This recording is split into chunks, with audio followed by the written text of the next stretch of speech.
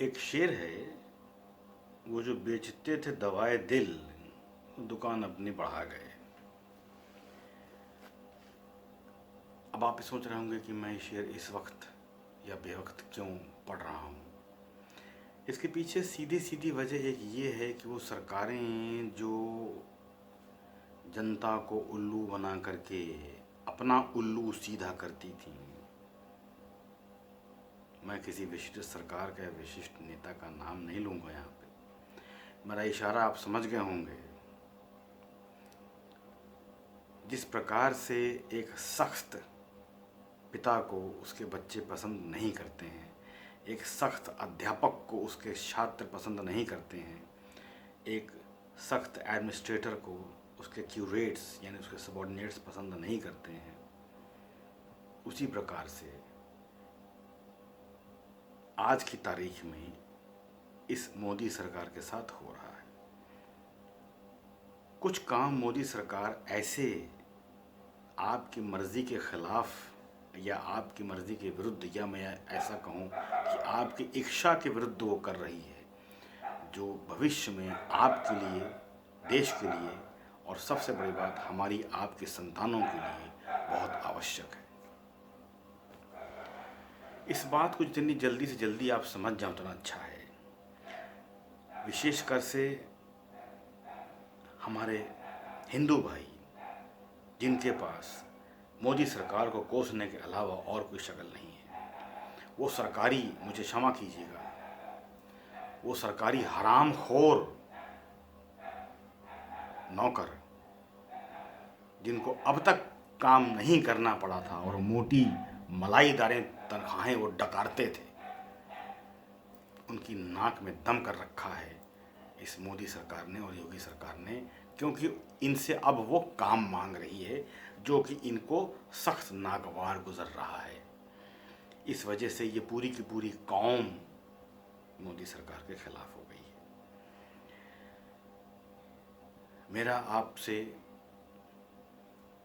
करवत निवेदन है कि यदि आप अपने देश के हित में 1% भी सोचते हैं तो इस सरकार का ज़्यादा से ज़्यादा सहयोग करिए। मैं अपने पिछले वीडियो में भी कह चुका हूँ कि एक देश एक सरकार,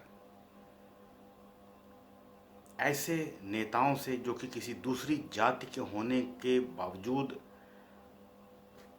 हिंदू नाम रख करके इस देश में, इस अभागे देश में, इस ऐसे देश में जहाँ के बाशिंदे वहीं का खाते हैं और उसी का हित नहीं सोचते हैं, और ऐसे लोग, ऐसे विदेशी,